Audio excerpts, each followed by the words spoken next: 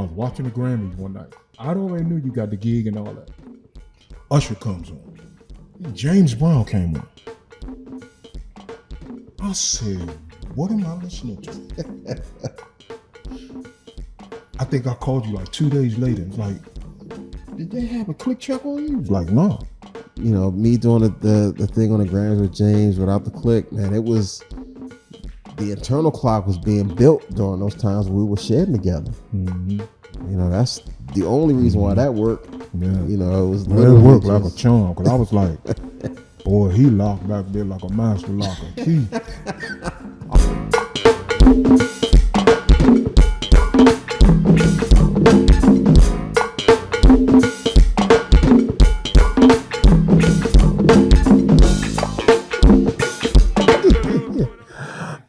All right. What's up, everybody?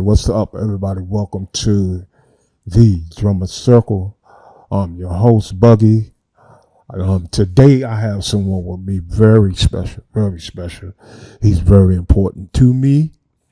He's very close to me, always have been, always will.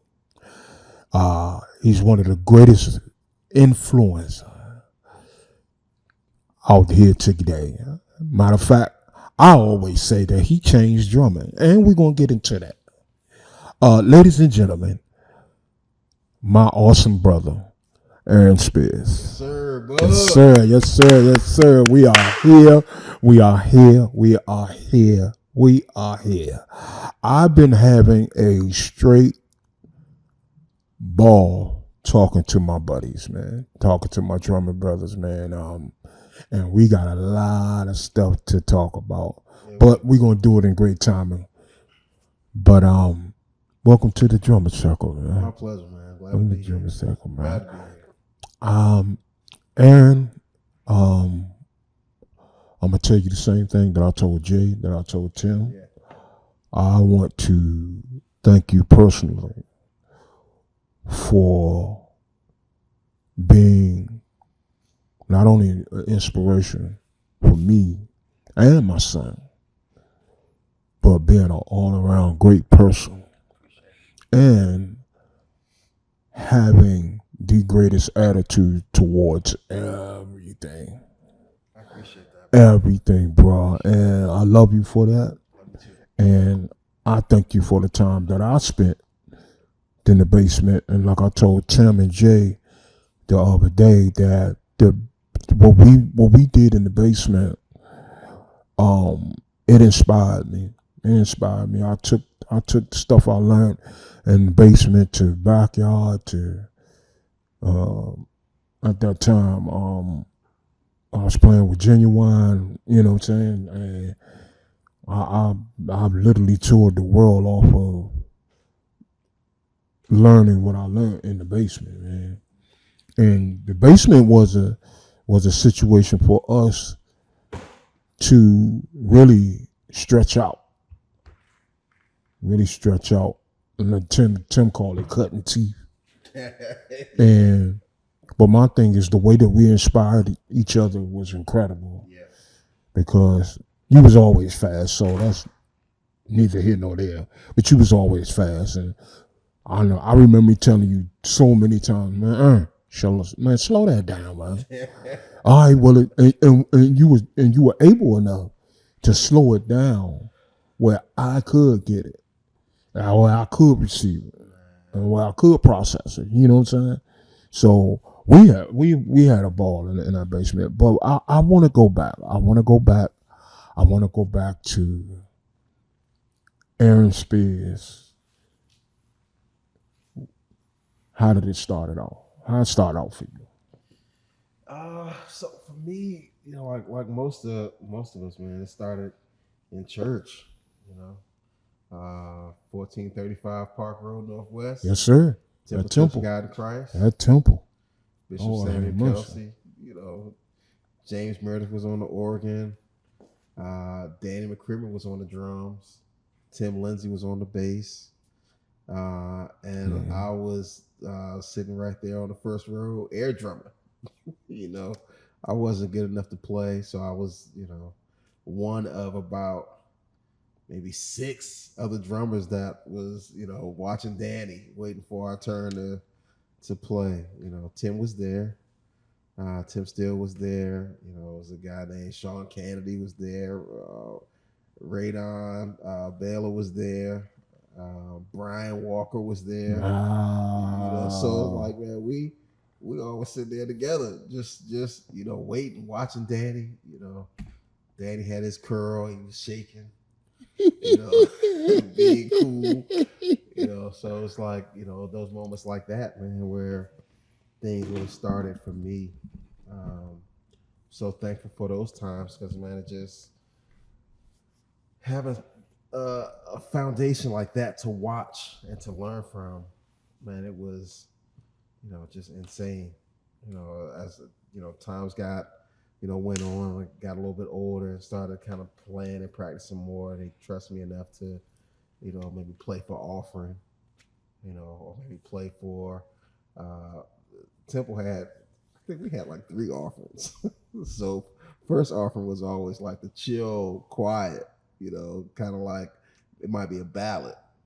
Second offering was going to be the up-tempo joint where everybody's walking around. So you always want to play second offering, or play for the choir or whatever. But, as time went on and they started trusting me more with being able to play for more than just the ballads or the quiet times, So that's where it started for me.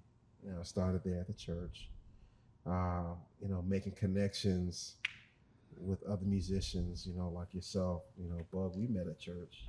Met at Clinton's church. Yeah. Clinton's No. We met before that. Before Clinton's church? Yeah. Really? Yeah. So let me take you back. This was definitely in the 80s. Yeah.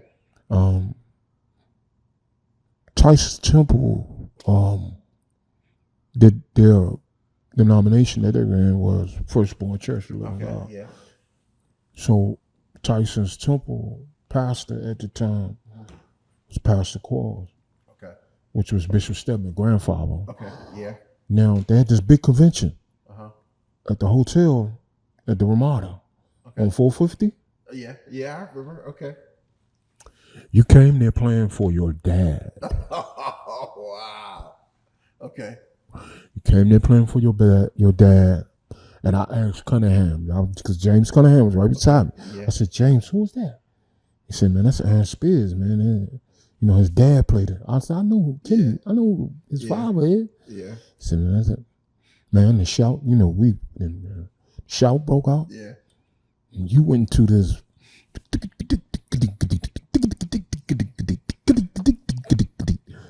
doing the shout.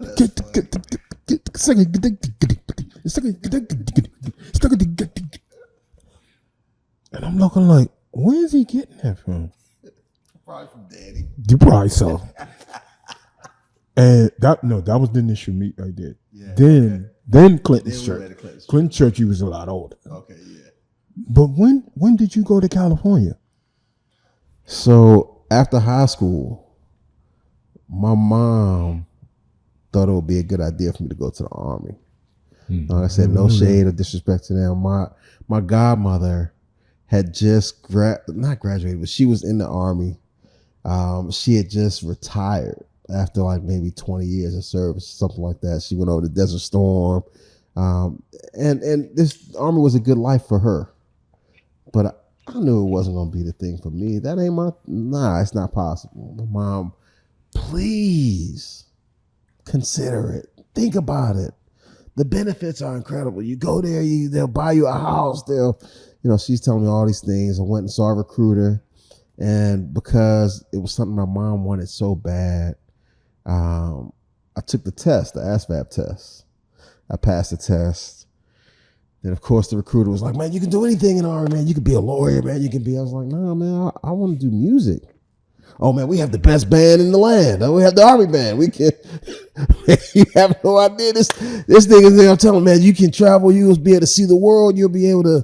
I was like, nah, this ain't it. And I was honest with him. I was like, man, I really took this test because my mom asked me to. This is something that she wanted, but I see a different path for me.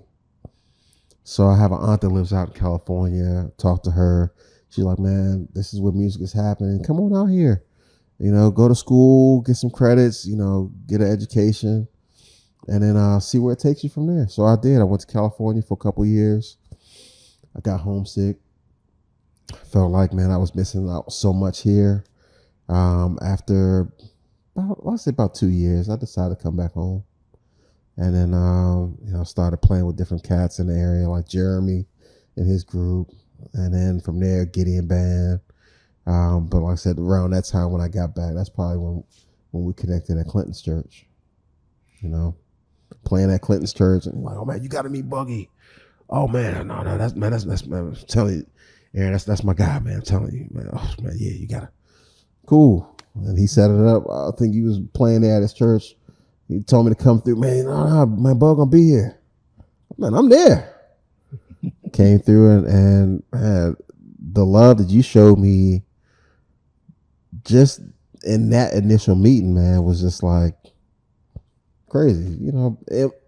In my eyes, we talked about this before, but in my eyes, man, when I think about music, the city sound, and I think about go-go and just the soundscape of the city, for me, it's always, Milton Smith playing with Chuck. It's always Jammin' Jeff playing with Groovers, and it's you playing with Back. So when I think of go-go, it immediately, I hear those words. Those are the influences that I think of. So for me to be able to sit there at, Clinton's church, him on the organ and you on the drums, and sit there and watch you play outside of go-go and killing, it was awesome. And then I had a conversation with you and rap to you and talk to you, man, and just connect with you in that way. You were very, very welcoming and very, very helpful to me, and you didn't have to be, So I can't say that enough, man. I'm so thankful for my friendship with you. Man, and I was just saying this to Jay on Friday, man. Same here, as far as the friendship goals and welcoming spirit and things like that. We got something special, man, with us. Yeah, when we see each other, like the love that we have for one another, man. It's real. It's incredible. It's incredible, man. And for those of y'all that don't know, the Basement All Stars, I'm gonna tell you all one more time. I told you the other day with Jay. I'm gonna tell you the Basement All Stars one more time. It's Aaron Spears, Tim Stills, Jay Wynn, Joel Tate. When Warren Jones, when he was playing drums, yeah, Warren Jones, yeah. So, and myself, yeah. So that right there in the basement every week, and this is how it got started. My man Lord James had a shed, this big old shed, at his church on Sergeant Road, and man. I'm not gonna tell the Irk story. Yeah. I don't know what to do. I'm not gonna. I'm laughing. I think about Lil James. Hey man, his voice be high. Yeah. Lord James had this huge shed, and all of us showed up. Me, Jay, Aaron, Tim, Joel, Shamari. Remember Shamari? Yeah, Shamari. Yeah, Shamari. Yep. Shamari White. He's pastor now. Yeah, he is. Yeah. He's very successful down in Carolina. Yep. And Shamari was there. Biscuit was there. Yeah. Jay Elmo was there. Yeah. Irk Valentine was there. Yep. When I tell you it was just a room, we had like 10 kits. It seemed like everybody bought a drum set. Everybody did. Yeah. And man, after that shit, man, I went to Aaron. I said, look, man, I want to break the monotony around here with us drummers. I said, man, we need to do something like this every Tuesday. And I had, I've been sitting back And I haven't been saying anything, but I've been hearing a lot of dudes talking about we started Shed first. We're going to go ahead and correct you. The first initial Shed that was ever done with four drummers or more was in Aaron's basement in like the beginning of 97. Yeah. I remember it being cold. Yeah, January. it was cold. I remember. I went to Aaron, and after we shared it at this church, when we shared it at the church, it was like 96. Yeah. Maybe like between October and December. I would say so, yeah. I remember I just came back. And I went to Aaron, I said to Aaron, Aaron, we need to break the monotony around here with drummers. Aaron was like, no problem. We could do this at my house every Tuesday. Yeah. So every Tuesday was an event for all of the drummers to get together, come to Aaron's house, and we would shed. That's how it started, for sure. And that's how the shed started. Now, initially it was Jay, you, me, and Joel. And it was the four of us, our kids in the basement, just us four. Mm-hmm. But then it started to get bigger. Yeah, it did. You know, Tim started coming, Warren started coming. And then it went from every Tuesday to every other Tuesday. Yeah. Because it started to be more than just, 5, 6 guys, 10 guys. Yeah, that's true. 12, 13 guys. Then it started being like, 30 dudes. Yeah. Yeah, and we started having it. Remember, we started, it got so, so large at one time. Like, we had to break it down because equipment started to get missing. Oh, man. Equipment started to get missing, like, because initially when we started it and people started getting, hearing about it and started coming, we turned it into one big fellowship. Yeah.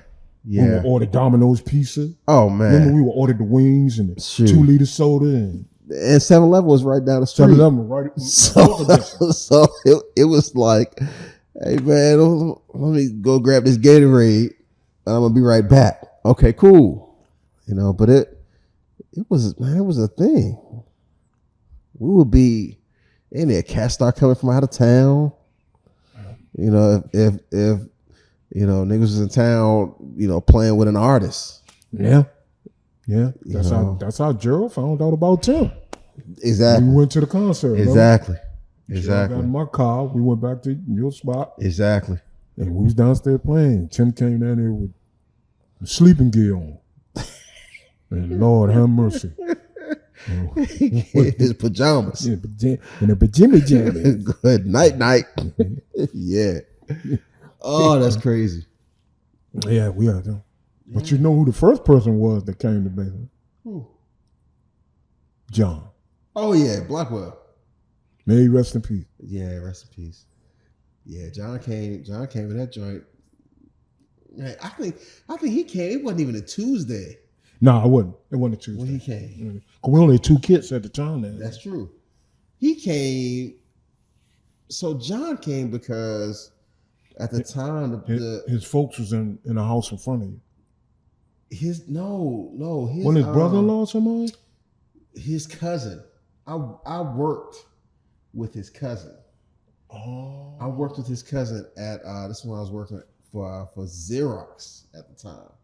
Right there. And no, up on like the advisory board. So like Watergate and those buildings. Mm-hmm. And his cousin worked in the same department with me, and he was like, man, you play drums? I was like, yeah, man, I play drums. He's like, oh man, my cousin played drums. I was like, oh, that's cool. Yeah, man, he played Patti LaBelle. I was like, oh, that's dope. He's like, man, you heard of John Blackwell? I was like, yeah, I have. I heard him. Man, that's my cousin. What? He's like, I was talking. I was like, man, shoot, me and my boys, man, we get together. When we practice, man, at the house, like we just sit down and play together, practice together, kind of shed. He was like, I'm gonna tell him, man. I'm gonna talk about it. I'm gonna tell him about it. And he told him. And I guess, John was like, oh man, yeah, man, we can get out. Let me know, man. Sure, we can get together. I'd love to meet him, man. That'd be cool. He came on to the house. Cousin bought him. Cousin had his shoulder camera type joint. The big camera. Yeah. The big Had TV, that joint. Channel 7. he had that joint set up. Yeah. And I asked him afterwards, man, can I get a copy of that tape? Oh man, I can't find the tape. I can't find. Hey man, joint, you had the recording joint. You was adjusting the line. You was record. Where's the tape? Oh yeah, man, I can't, man. I don't know where the tape is.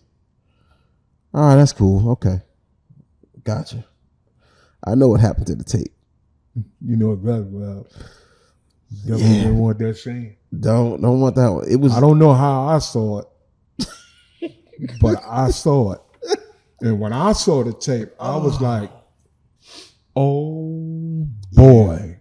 It was bad because I think, I don't think John was. And I know what you're about to say, but in his mind, he didn't think we had.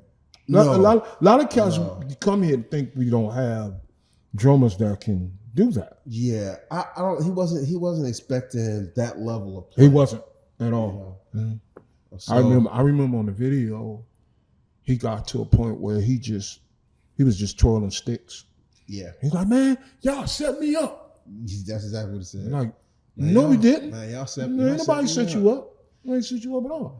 It wasn't a setup. It wasn't a setup. There's definitely not a setup. It ain't set up at all. It ain't set up at all. We was here, practicing, playing, just same way you do. Same way you do. Man, but that basement, man, was something special, man.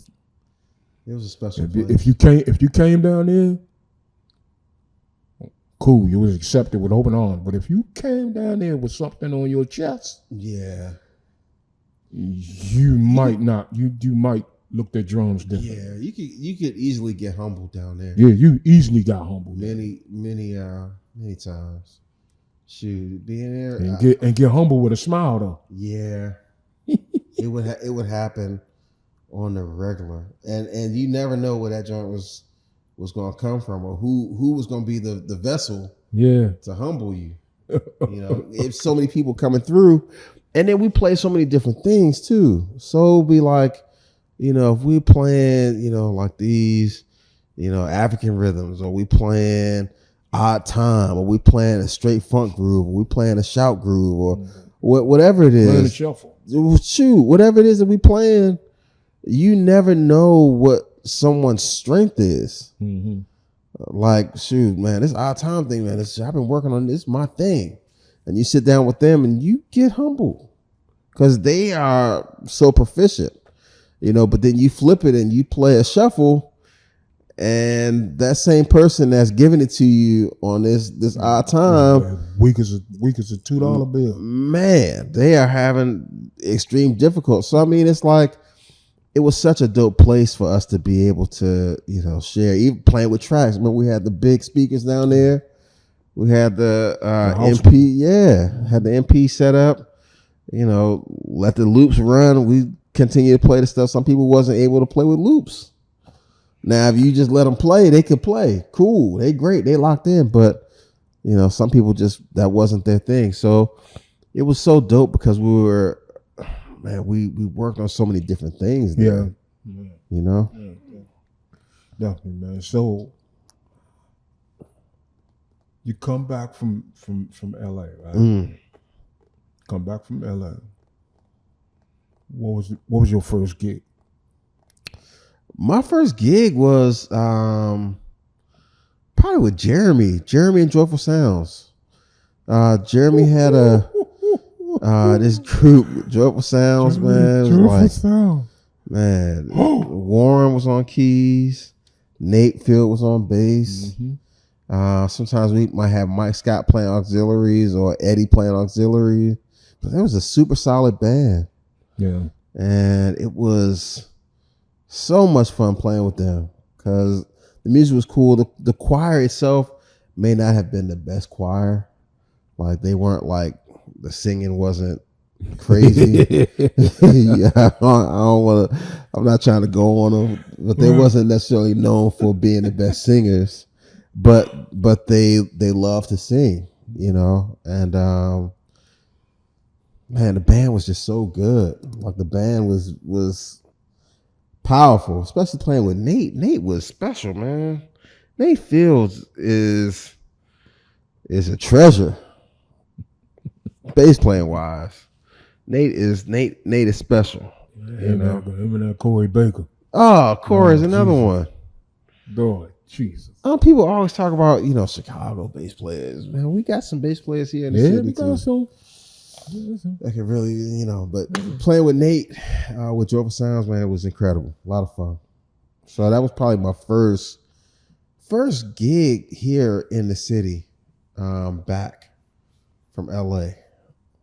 And, you know, of course, always, you know, played at church and stuff like that. But Jeremy's group was probably So the main thing. you went from Joyful Sounds to Gideon Band? From Joyful Sounds to Gideon. Uh-huh. Because Gideon had they restructured. Before I played, Jay Elmore was playing. I remember that. And during that time, man, they decided that they needed to change things up because, you know, man, some of the guys in the band, you know, they was just it was a full harvest for them as far as with the ladies. And that wasn't what they were trying to portray. It was like, nah, man, we can't be out here trying to tell people about God and, you know, you got a shorty over here and one over here. They about to fight each other. And it's like, nah, we gotta take a break. So they stopped for a while, and then they decided to kind of bring in some new members. And they hollered at me, asked me if I was down. I was like, yeah, man, I'd love to do it. I love their music, love the vibe, but it was great to be able to create new stuff with the band. Yeah. You know, Warren was a part of that. You know, Eddie, Miguel, Kevin, Cornelius, Rodney. Man, it was just dope being in that vibe. You know, we're trying to be like Mint Condition. You know, like those are our heroes. So to be like Mint and have intros to music, you know, not just play a song, but actually, you know, have these intros and interludes and you know, band moments, and it was dope to be a part of that. That's awesome. Yeah. Man. That's awesome. Yeah. So tell me, how did you feel and when did you get the call? Man, so playing with the band with Gideon was dope because it allowed us to be able to start to get recognized outside the city, which was cool. Musicians started taking notice of us, and I remember, man, after meeting up with Gerald Hayward and, you know, giving him a CD and talking to him about, you know, this is what I would like to be able to do this on another level. Gerald was just very encouraging. It was like, nah, man, you know, timing is everything. It'll work out. Just hang in there, keep doing your thing, man. I remember we was at a shed up there. Mm-hmm. And he was like, Bug, man, I want to do what you and Gerald doing. Absolutely. I said, when they come, when that door open, can't no man shut it. Yeah. At all. It's wild, man. Like you, Gerald, Uncle Milt, you know, all at times where I felt like, you know, I don't know if this joint is going to happen. I don't think this joint is really going. Man, I feel like I'm waiting. I don't think this joint is happening. And you all came through at encouraging times to say, nah, young fella, hang tight. Just be patient.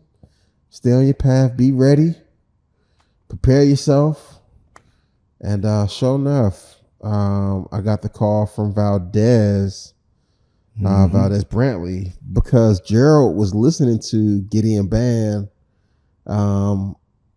in his hotel room, and Val just happened to come over to his room to say what's up. They were working on Mary at the time, and Val was programming. Gerald was playing, Val was programming. They was going to get something to eat, and Val came to Gerald's room Oh wow. to go get some food. And Val was like, man, what you listening to? They're like, oh man, that's my boy. That's Gideon Band. What is a Gideon Band? Cats from DC, man. Gospel group. But who's on drums? Oh, that's my boy Aaron Spears. Man, they sound solid. Man, you think he'd be interested in the gig with Usher? Well, let's call him. And they called me. So I mean, it one of those things where it just happened. Again, like y'all say, man, just be patient. Mm-hmm. I remember you called me. Prepare yourself. I remember when you called me. Make sure you call me for the gig. I said, look, take them drums. Make sure you're ready. I said, take them drums. You can go to the studio you need to go to. Maybe perfect sound, wherever you go. Hit them drums. Do what you need to do. That's it. So it's crazy because when he called me, I was like, is this real? Like, this a real thing? He's like, yeah. It's definitely real. I'm his musical director, man, and you know what I'm saying, if you want the gig, then you need to make a videotape of yourself playing the drums. I said, okay, cool. So I did that. I made a videotape at the house, and I sent it to him, and he was like, oh man, this is not it. If you're serious about this, you need to make a professional tape, professional quality. I didn't know this about the house part. You need to have a professional tape, professional quality. Like, get professional mics. Don't put a camera in the room and hit record. You need to have something professional. I said, dang, okay. I called you. Call Bud. Bud, man, I got to record a videotape, for Usher, and man, I could use some drums, like some professional drums. Oh man, that ain't nothing. Man, take these drums, man. Holla at Perfect Sound. Oh no, man, you good. And you let me hold on to the Star Classics. Star Classics. They got the house cooling. Man, them drums was. Those the best drums I had ever played. Wow. Shoot. I mean, I played, the stuff in the basement, the stuff that we had down there. Right. I think Junior Salsa, I played his DWs one time, the green joints at his house. Mm-hmm. But outside of that, these probably the best drums I ever had a chance to sit down and play, tune them up, get them joints right. Took them to the studio. And man, I sat there and I recorded these songs. Had somebody actually videotape the joint for me. Mm-hmm. Merged the audio sound with the video to make it like quality. Mm-hmm. And I sent the joint in, and they chose me to be his drummer. And that was 2003. Yeah. Tell you why I know. Cause I was watching the Grammys one night. I already knew you got the gig and all that. We hadn't conversation, we hadn't talked. Usher comes on. Damn. So you know PJ and Amir, man, Dad. Man, that is Uncle Aaron, man. That's him, Dad. I said, yeah, he sound good, don't he? I mean, flush. And James Brown came on. I said, what am I listening to? I think I called you like 2 days later. It's like, did they have a click check on you? He was like, no. I said, Aaron, that was just you? Like, yeah. I'm like, yeah, okay. You got it, bro. But that's from, them times in the basement. Yeah. That's real. It's funny, man, when I play out, sometimes I do clinics and stuff like that, and people ask me, man, how did you develop your sense of time? How you have this incredible sense of finding where the one is? Like, man, that came from practicing with my friends. You know, us taking turns, you know, soloing while everyone else is establishing the time and keeping the time. So I sometimes, man, I have a problem with Cats Shed now, and you see everybody playing, and when it's not the person soloing, and everybody just kind of just stop. Nah, man, keep playing, keep the time, because it helps to lock you in with what's going on with them. But then also when it's your turn to go, then it helps to secure your timing with what's happening, you know? So, you know, me doing the thing on the Grammys with James without the click, man, it was, the internal clock was being built during those times we were shedding together. You know, that's the only reason why that worked. Yeah. You know, it was it worked like a charm, because I was like, boy, he locked back there like a master lock and key. I was cool with the Usher thing, but I was like, James Brown? Yeah. He don't do that. Yeah. I said, yeah, he gone. I ain't worrying about that. I ain't worrying about that. It's funny, man. That James Brown experience was so nerve-wracking, bro. We was in rehearsals.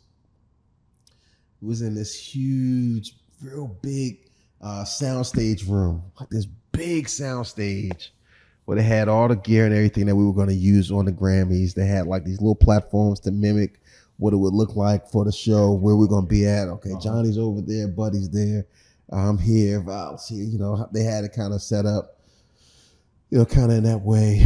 They had these huge doors to go into the soundstage, probably about the same size as we'll see, like these 40-foot high ceilings, and the doors went all the way up. And I'll never forget, we in there rehearsing, and these two big doors open, massive doors. I said about 40 feet, and all of a sudden, all you see is just the sun blazing through, so you can't really see like what's coming. You start to see like, is that a person walking in here? Who is that? And they start getting closer and closer. You start to make out, like he got a suit on, glasses. You start getting a little closer. Oh, that's James Brown. That's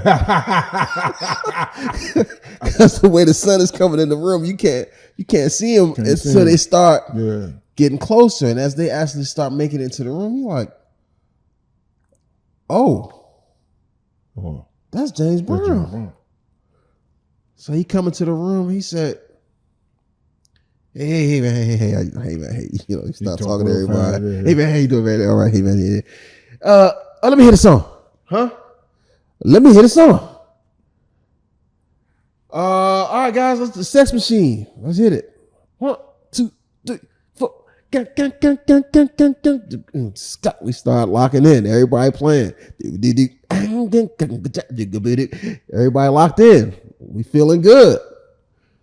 James started going to everybody's section, one by one. Guitar.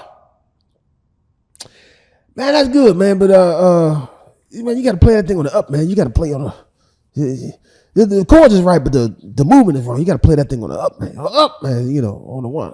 You know, went over to the keys. That's good, man. But what you playing? Let me show the chord. This is what the chord is. He trying to show him, you know, tell Buddy what Buddy doing wrong. You gonna go over to Valdez. This the bass. This the bass, man. Where's it's the key bass. Oh, mama, what they done to my song? Mama, what they done to my song? He try to tell Val he got to work on his tone. So he coming around to everybody, telling everybody what we doing wrong. He looking at me. He walking in my direction. He come up on my riser. He said, drummer, you all right? Hey, bro. Your heart was beating. Man, I'm telling you, the closer he got, the warmer it got. Nigga, I started sweating, man. My underarms was on fire.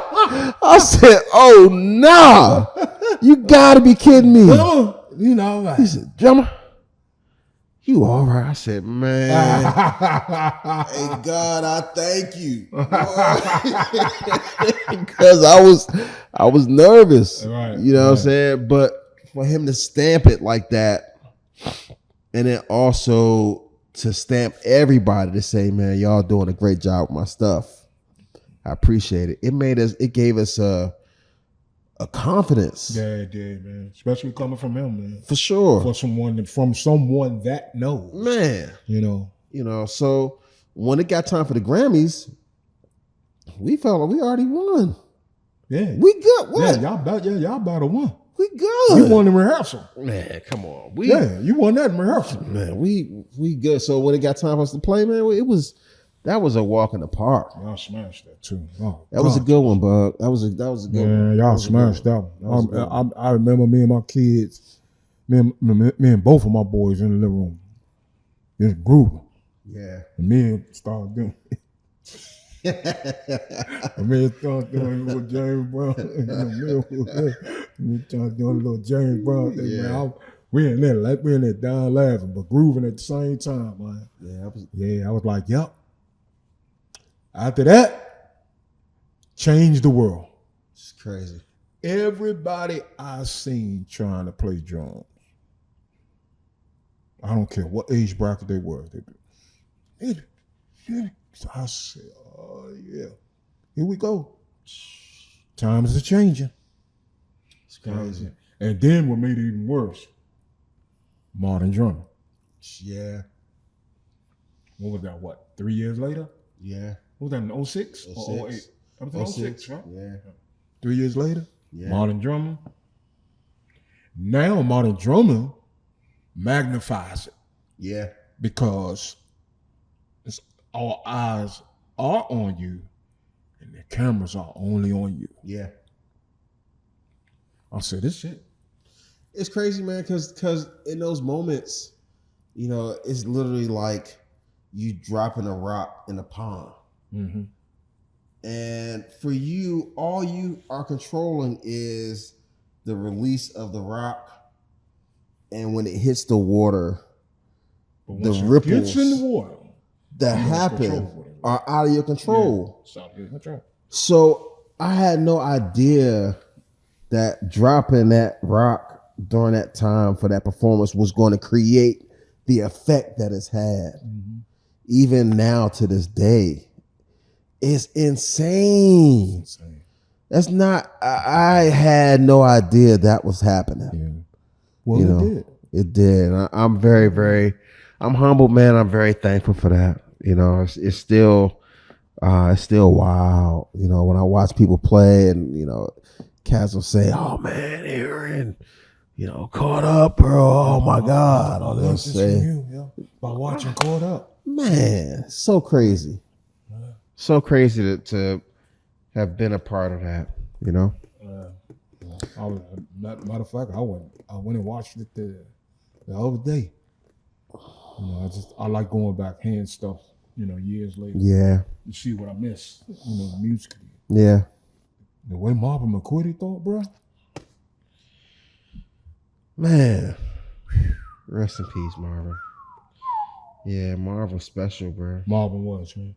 He was, man. He was special. So smooth. He was, man. Powerful. He was. So musical. Yeah, he was. Very much so. He's aggressive when he needed to be. Man, Marvin was a dog, bro. Marvin was that guy. Yeah. So tell me what's going on today with you, man. Let the people know. Well, these days, man, shoot. In addition to being a husband and a father, which is important to me, man, I've been really fortunate to kind of work from home lately, especially since the pandemic happened. Pandemic kind of shifted a lot of stuff. It did. So for all of us. Yeah.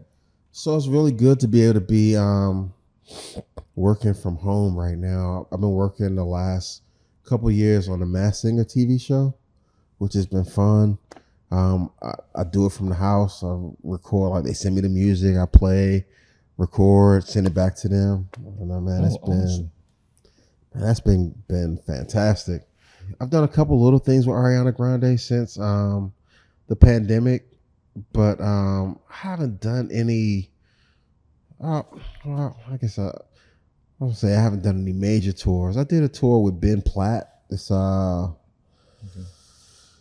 pop artist. I guess he's kind of like pop, Broadway kind of dude, which has been fun.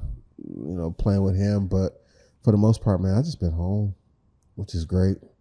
I don't want to leave home unless it's like it has to be. It's got to be worth it, worth the time, worth the sacrifice, worth being away from my son. Especially now he's 9, so I want to be around as much as I can. Right. I want to be able to support him and support my wife best that I can. So if it's a situation where it's like, yo, this is really worth leaving, cool, count me in. Right. But I just don't want to leave for anything.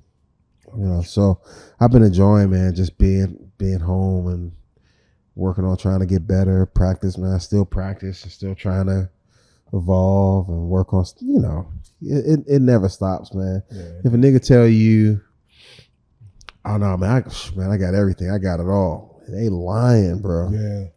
Yeah. There's always something to work on. Always something to work on.